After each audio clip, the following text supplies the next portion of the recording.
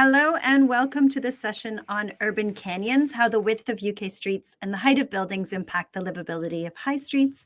My name is Christine Murray and I'm the founding director of the Festival of Place and the developer, and this is Festival of Place Climate Resilience 2023. So in this session, we're going to be learning about the factors that make up an urban canyon, how they contribute to thermal comfort in pedestrianized spaces, and we'll be hearing how the orientation, street width, and building height can make a substantial difference in the seasonal comfort of people in that space.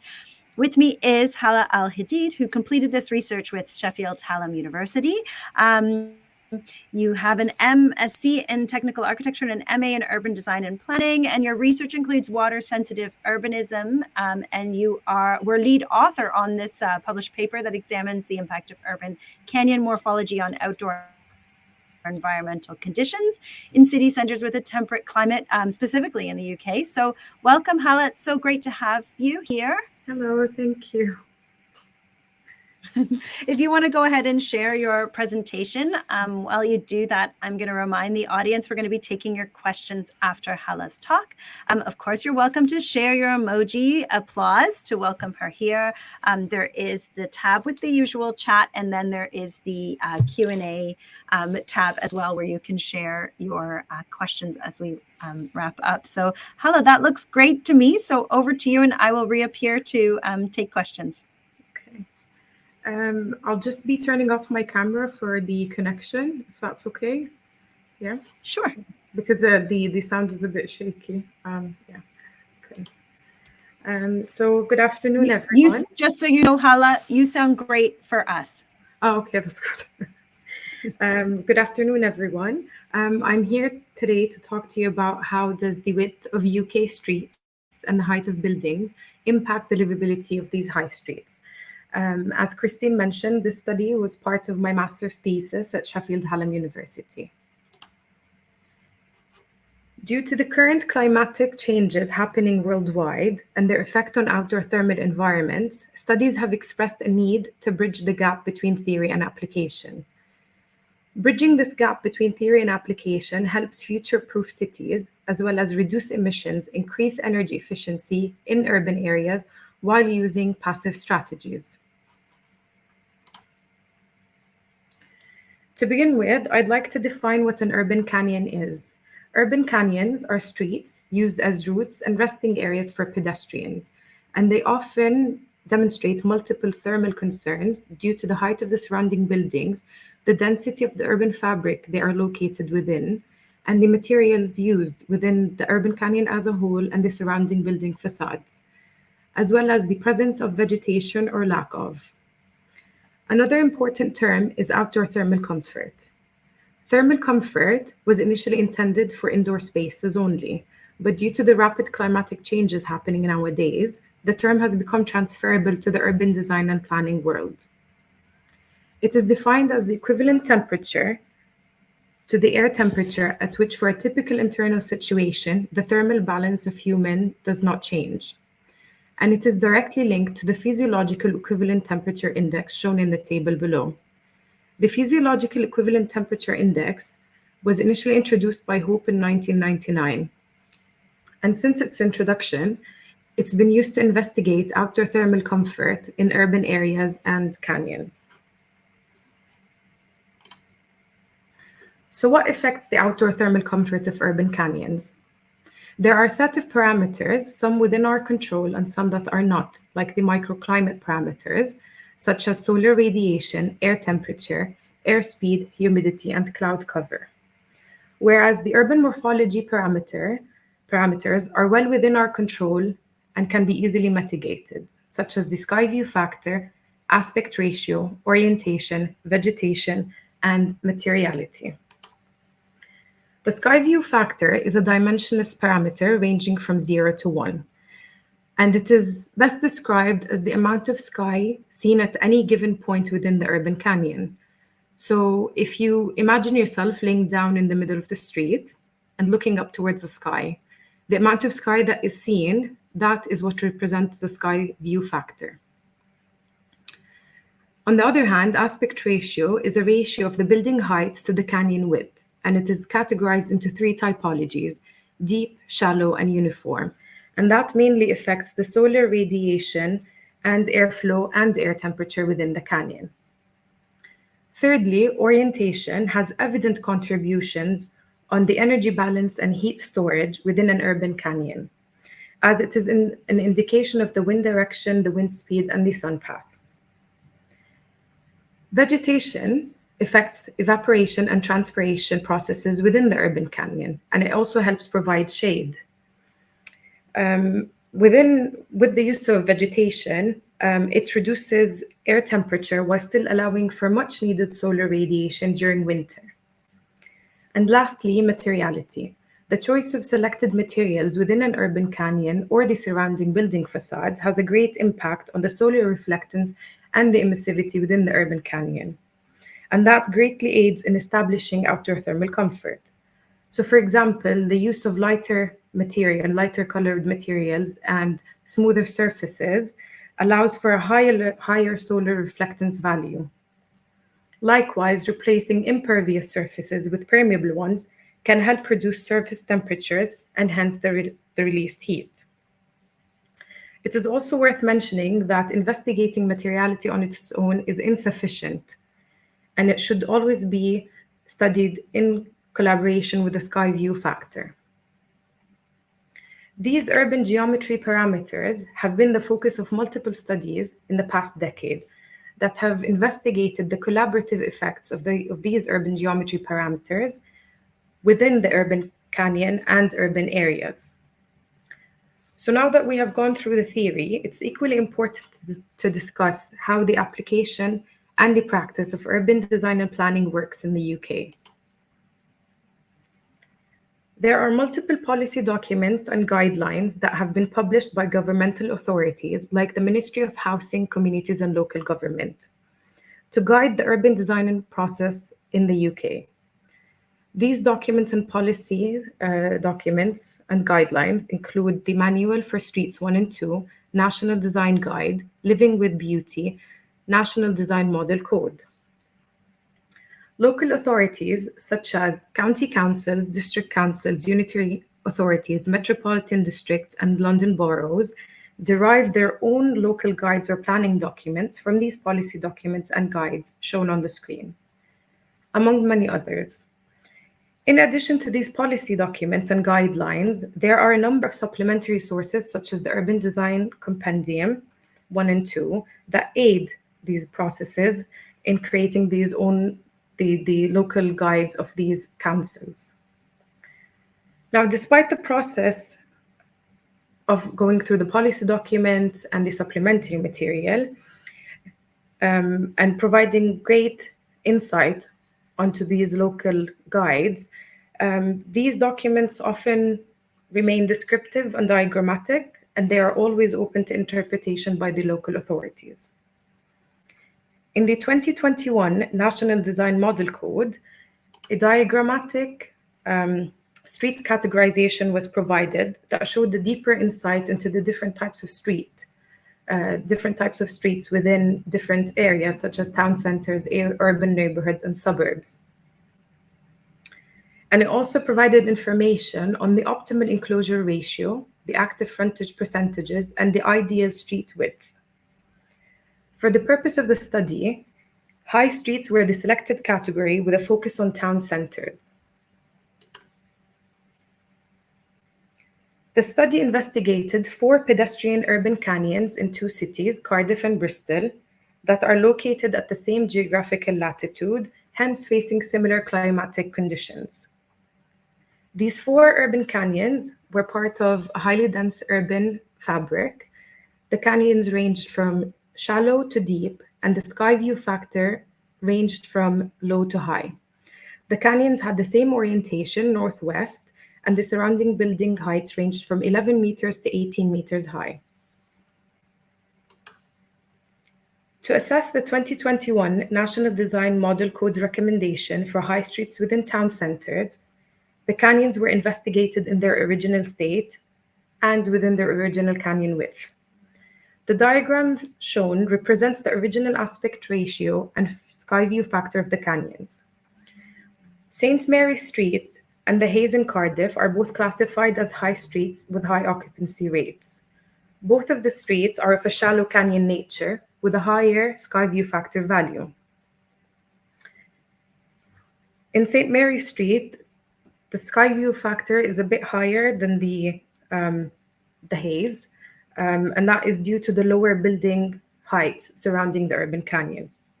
Similarly, in Bristol, Merchant Street has a higher sky view factor value and a lower aspect ratio in comparison to Broad Street, that has a higher aspect ratio, making it a deep canyon. As I previously mentioned, all 4 canyons are northwest orientated, and that has caused the orientation to be a controlled variable in the study. It is also important to highlight that in some canyons, the recommended aspect ratio of 1:1 with the street width between 15 to 20 meters, as per the National Design Model Code recommendation, was difficult to achieve because both factors could not be satisfied together. Hence, the study attempted to increase or decrease the aspect ratios to a very close proximity to the 1:1 ratio, making it a uniform canyon.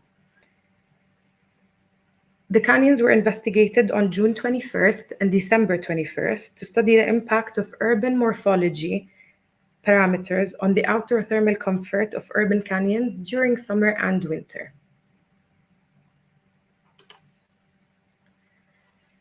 Rayman and IESVE are both thermal simulation software that were utilized to simulate the effects of urban geometry and microclimate parameters on the 4 canyons. Microclimate data was inputted into Rayman along with the canyon's geometry to simulate the sky view factor, as can be seen in the fisheye diagrams on the bottom, as well as calculating the median terrain temperature and the physiological equivalent temperature of each of the canyons. On the other hand, IESVE was utilized to simulate the solar radiation and wind flow of the urban canyons in their original and modified states. As can be seen on the diagrams on the right-hand side, modifying the canyon's width to 15 meters, as per the National Design Model Code's guidance, had a great impact on the sky view factor, hence the solar radiation within the canyons. It greatly reduced the solar radiation impact on these canyons as the canyons became a bit narrower. Thus, the reduced sky view factor also had an impact on decreasing the wind flow, as it meant reducing the canyon width, providing more shade and limiting the wind speeds. The resulting physiological equivalent temperatures corroborated that a lower sky view factor with a more uniform canyon, so a direct relationship between the sky view factor and the aspect ratio, created cooler environments, much like the results seen in St. Mary Street and the Hayes in Cardiff during June 21st. As for Broad Street and Merchant Street, a higher sky view factor value led to more solar radiation, causing an increase in the physiological equivalent temperatures during June 21st. It increased the temperatures, meaning it did become a bit more thermally comfortable, but not to the extent where it is considered comfortable conditions according to the physiological equivalent temperature index. Overall, the results revealed that the proposed threshold values recommended by the National Model Design Code have had a positive impact on outdoor thermal comfort in the 4 urban canyons on June 21st. On the other hand, having less of an impact on December 21st on the Hayes and Merchant Street due to the inverse relationship between sky view factor and aspect ratio. And it had a more significant impact on St. Mary Street and Broad Street, causing more heat stress during winter. Oops. I also forgot to mention that the comparison between the 2 local city guides revealed that there was little to no mention of aspect ratio or building heights in the local guides of Bristol City Council and Cardiff City Council. Both guides also lacked climatic aspects of urban design and did not mention any climate resilience or future proofing of cities.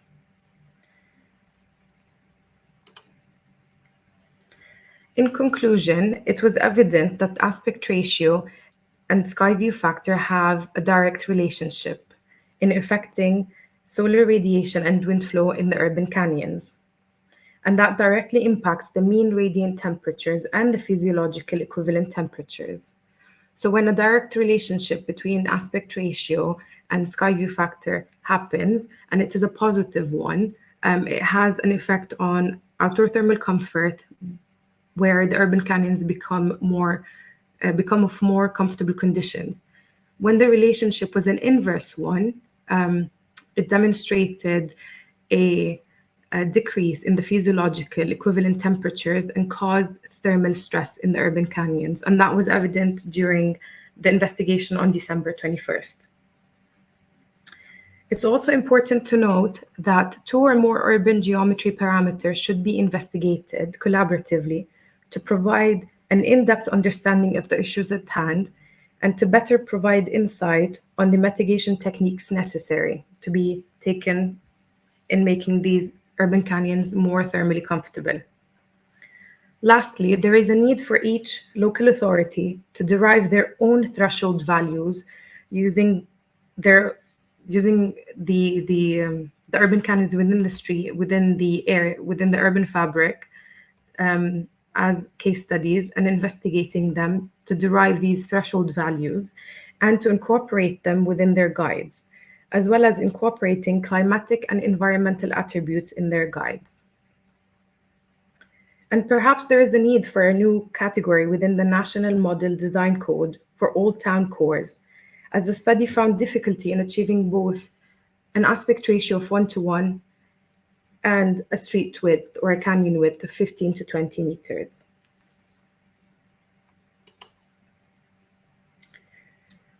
This is the end of my talk. Thank you for listening. And if you are interested in learning more about the study, it is published online and could be accessed through the direct link shown on the screen. Thank you. Hi, Hala. I'll invite you. Thank you so much for that. I'll invite you to turn your camera back on.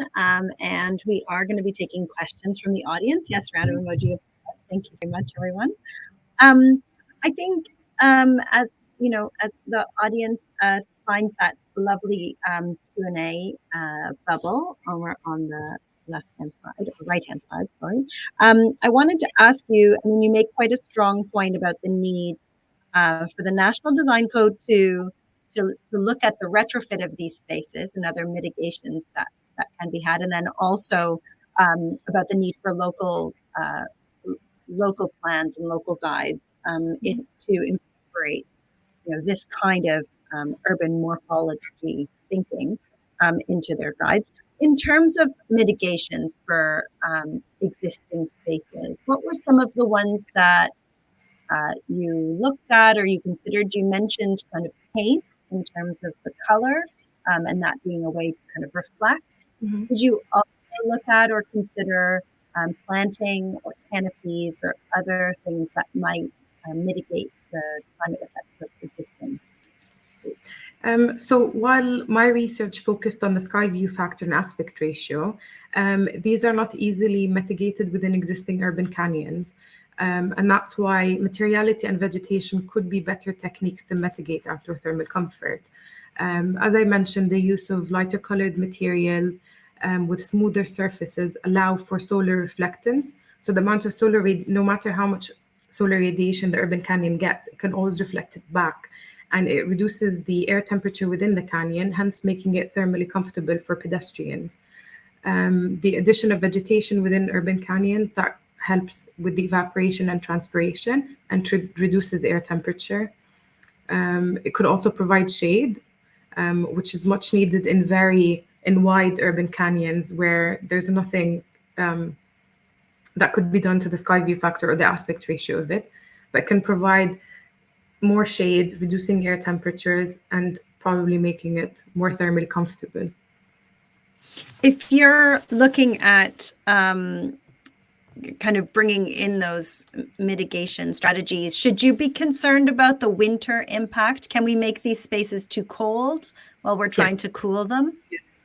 So within the study, when there was an inverse relationship between sky view factor and aspect ratio, meaning when one was increasing and the other was decreasing, it was optimal for summer, but during winter, it did show that there was a huge decrease in the temperatures in the urban canyons. So while we are mitigating them for summer conditions, it could have an adverse effect on winter conditions. And we don't really want people bringing out patio heaters, gas-fired patio heaters in those spaces. How do you find that balance? Is that what the modeling software is particularly good at, is kind of looking at it? Are you looking for a kind of ideal trade-off? Yes, so that's why the sky view factor is there are no optimal values for it. It's always on a case-by-case basis. And that's why because every urban canyon is special. It has its own building heights and its own canyon width. There isn't one situation that fits all of the urban canyons.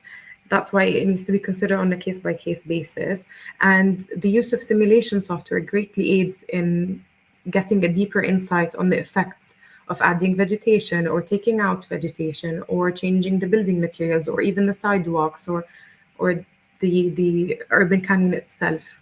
And it helps you have a deeper insight onto the effects before actually starting the mitigation process. You mentioned the kind of the ideal proportions put forward from the National Model Design Code. Mm-hmm. Are they right as far as you can tell from your studies, or do you think actually that street width should be more narrow? I think for existing streets and urban canyons, that ratio of 1-to-1 and the street width of 15 to 20 meters is hard to achieve.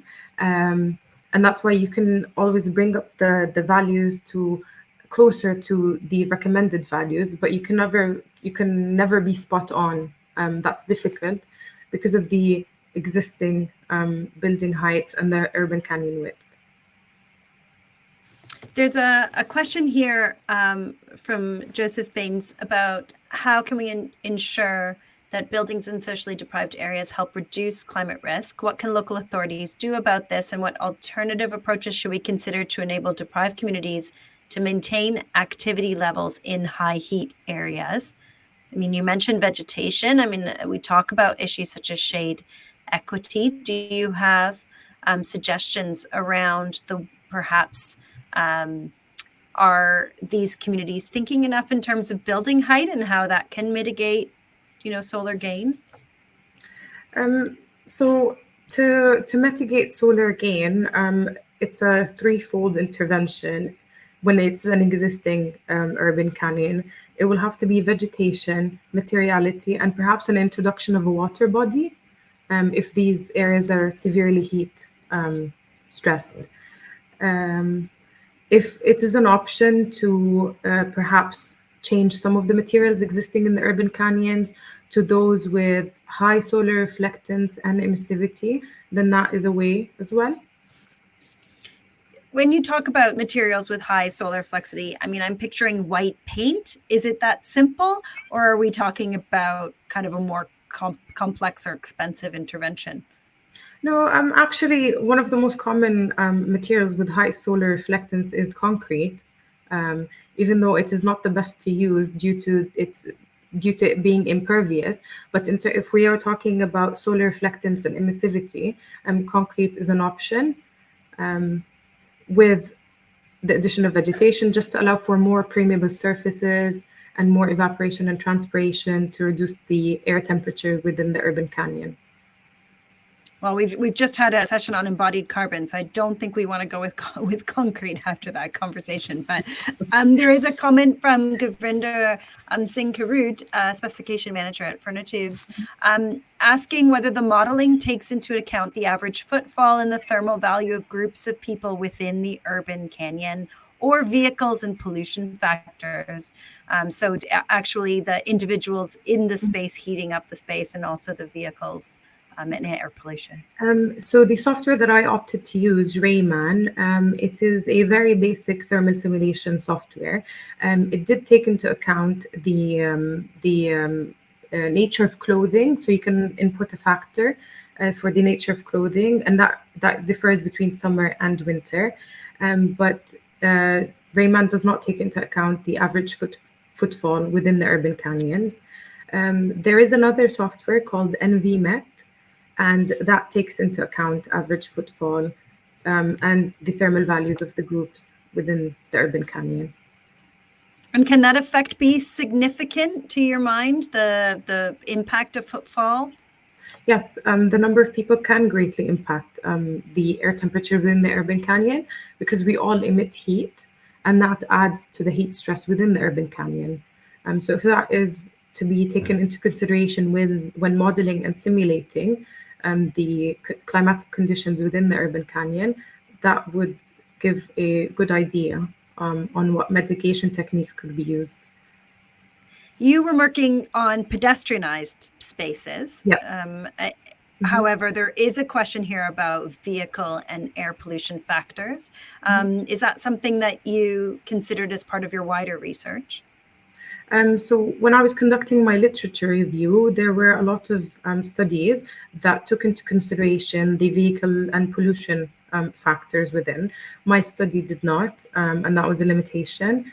But in the studies that I've gone through for the literature review, where the urban canyons were pedestrianized and vehicular, the air temperatures were much higher than when they were only pedestrianized.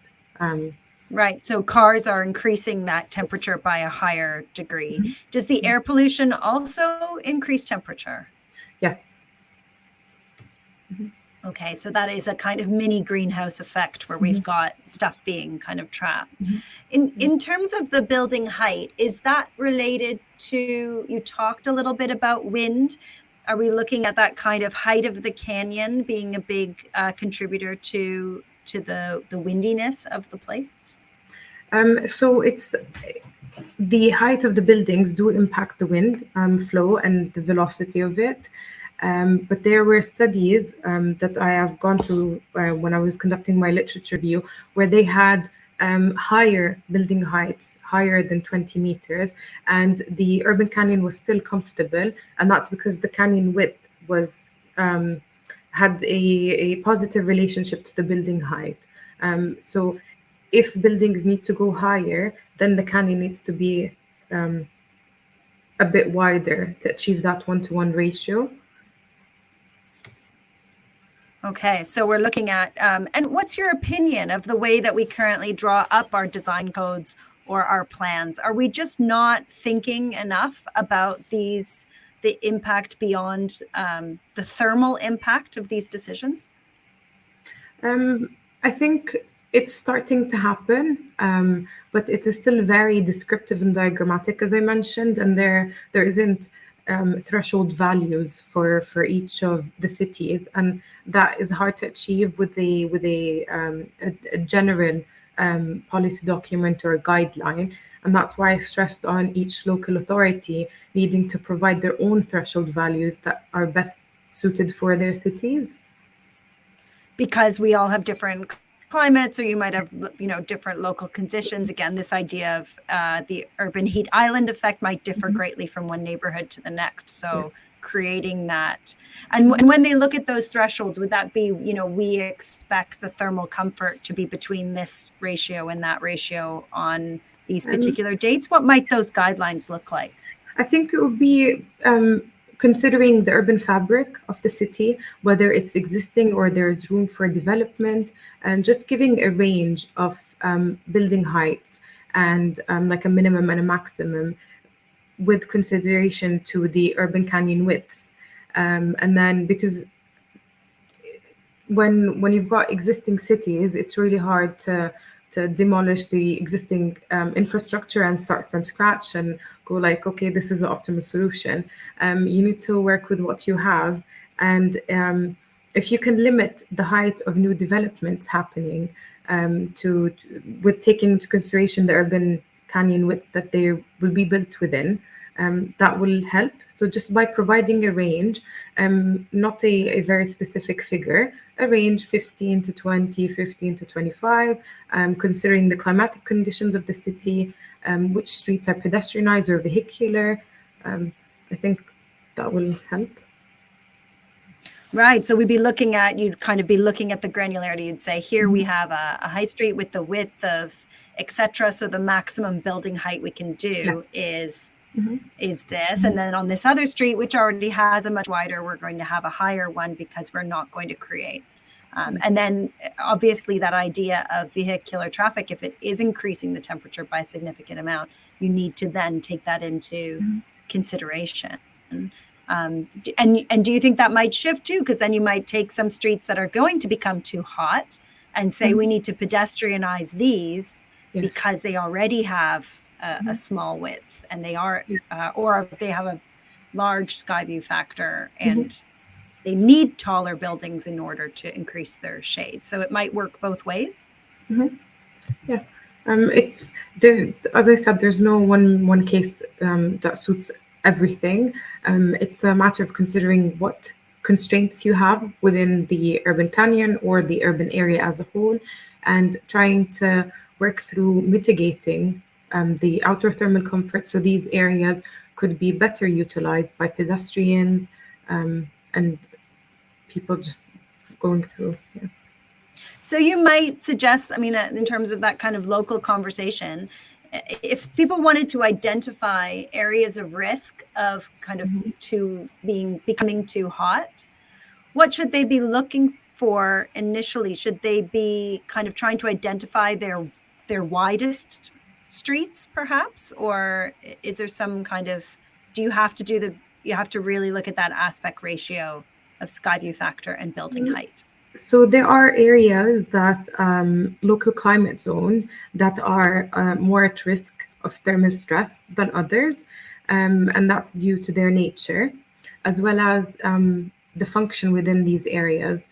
Areas that have more greenery around, even though they could be in a town center, they will be less heat stressed than areas with a lot of, let's say, pedestrian footfall, no vegetation, no water bodies, nothing to mitigate that heat or that thermal stress.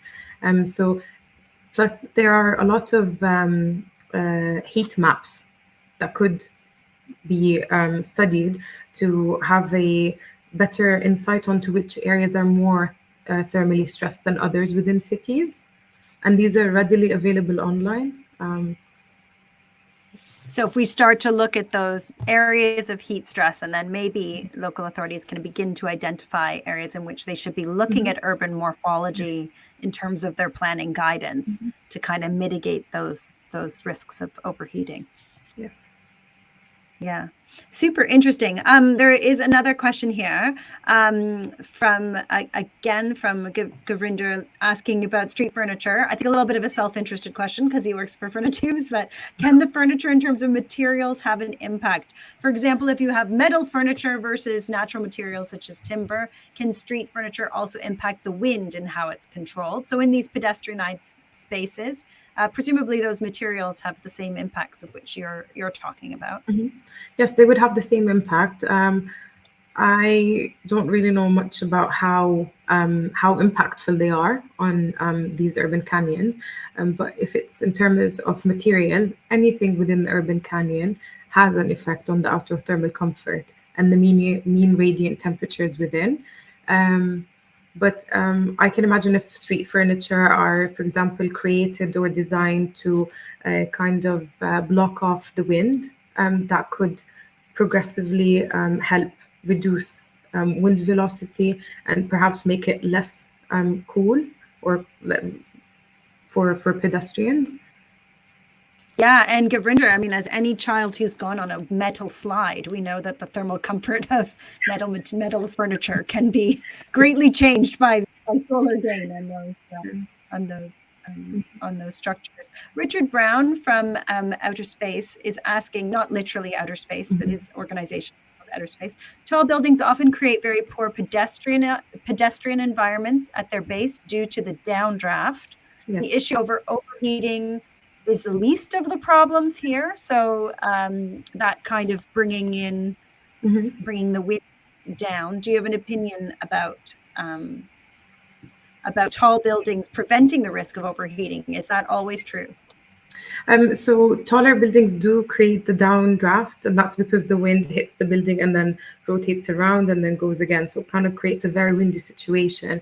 And when that often happens, these areas are very thermally stressed. And when I say thermally stressed, I don't mean that they are very warm. They can also be too cold. And then when these tall buildings have this downdraft effect, they do create colder environment that are thermally uncomfortable for pedestrians. So not necessarily a good thing here, creating No. that downdraft. It depends on the width again, because sky view factor and aspect ratio have a direct relationship and they go hand in hand together.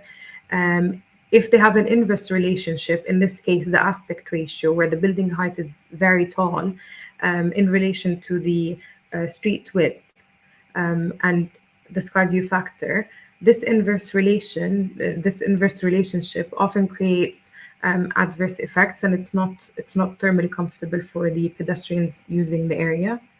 And of course, we have the issue of neighboring buildings. I mean, we know that we have more seasonal deaths in the UK from cold weather than warm weather. So I suppose this idea of having a thermally stressed environment very much depends. You will be impacting the thermal performances of neighboring building as well as people who are physically in the space itself. So you may be causing other issues adjacent to the one that you're other than being outside, you may also be causing issues inside neighboring buildings. And your study was a little bit more based on overheating as a situation, or what you did say you did the temperatures on December the 21st, but was winter one of your main factors, or were you more focused on heat? So the study focused on testing out the recommended values in the National Design Model Guide, Model Code, and it was just to test out these threshold values proposed. Were they relevant to the existing urban canyons within town centers? Did they have an impact or not? And it did show that they did have a big impact during June 21st. When the relationship was direct between the aspect ratio and the sky view factor, meaning they both increased. But when they had the inverse relationship, it did cause thermal stress on December 21st. So the temperatures, the physiological equivalent temperature, immensely dropped. And that caused it from going from slightly cold to extremely cold. Yeah, which is another huge area of concern through climate resilience. I thought it was interesting, though, to Richard's point. I did go on an urban geography walk once, where the idea of bringing fresh air into the city, using those tall buildings the downdraft of those tall buildings to flush out air pollution was posited as something that you could do. Especially in streets that had a lack of wind and lots of vehicular traffic. It was suggested that we should just, in general, it sounds like, be thinking about the morphology of these spaces, to kind of induce desired climactic outcomes. And is that a frustration when you undertook your kind of policy review? Do you see a lack of really concrete thinking? Yes, it was very descriptive and diagrammatic and very open to interpretation. There wasn't, it's just like, when you're looking for a solid answer, if it's a yes or a no, or you just get a bit lost in the policy documents and the guidelines. And I think it will help planners, urban designers, anyone within the urban design and planning world. They would benefit from kind of like a range values, and within the local policy documents that could help them look at the problem or the issue at hand better and provide guidance on how to best to tackle it, rather than just describing that it would be best to, or just using descriptive language. I think that was a bit frustrating. Do you think that there'll be an issue, or do you think we're going to need to communicate this information to the public? We just had a session on how to engage communities with environmental data. And it strikes me that, often we're quite upset about tall buildings coming into historical neighborhoods, or the changing morphology of a high street. Even pedestrianization can be a flashpoint. Do we need the general public to understand the environmental impact of these decisions?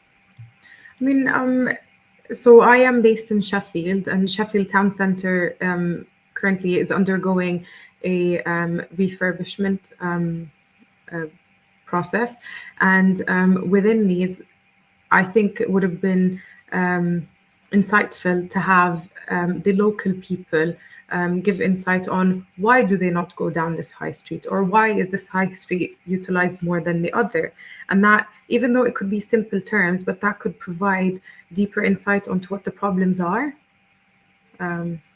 So and a too cold, if it's too cold, if it's too hot, if it's too windy, if it's uncomfortable, we're not really considering that as a footfall, as an environmental footfall factor.